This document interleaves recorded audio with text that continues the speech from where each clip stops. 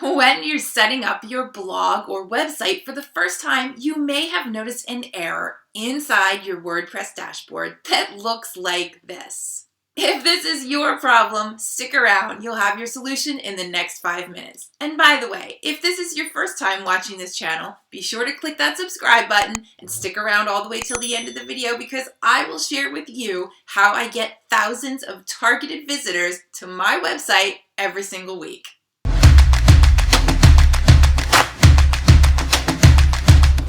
All I want to do is upload a picture. Why is this not working? Kate, your picture is too big. What are you talking about? I want my picture to be nice and clear and not pixelated. Kate, the size of a laptop screen is only 960 pixels. So if you upload a picture that's 1,000 pixels, it'll still be crystal clear. But my camera takes pictures at 5,500 pixels. How do I change the resolution? Well, the first thing you can do is use Photoshop to resize it. But Photoshop can be expensive, so if you don't have a subscription to Photoshop, you can use a free tool called Canva.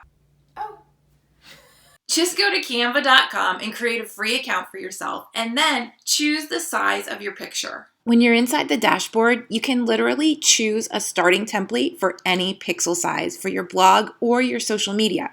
If you don't have your own picture to start with, you can see how they even give you free designs, or you can use a free stock image from a website such as Pexels or Unsplash. Simply type in a topic and find a photo that you like. Once you find a photo, you'll be prompted for what size you want to download. If you're doing a large print, like a billboard, obviously you want to go with the largest pixel size available. But for the web, you really only need about 1,000 pixels for a blog post. So I'll choose this size at 1,200 pixels, and that should upload to WordPress just fine. However, if you want to crop it, or if you took your own photo and the size is too large, you can simply pull that photo right into Canva, arrange it how you like it. Sometimes your WordPress theme will automatically change the orientation of your picture from rectangle to square and vice versa. So when in doubt, always go with a rectangle, but make sure you choose an image that also looks good as a square so that you can use it for Instagram too. And then download it in the correct size. This is a great workaround for resizing a photo if you don't have access to software like Photoshop. Here's a pro tip. Whatever you do, make sure you're either 1, using your own original photography, 2, getting them off of a free website like Pexels or Unsplash, or 3, purchasing the rights to use your image because digital copyright is alive and well. A lot of people think they can mistakenly screenshot an image from another person's website or use a Google image, and that simply is not true. Think about it this way. Your website is your property, but so is everyone else's, which means you can't rip stuff off.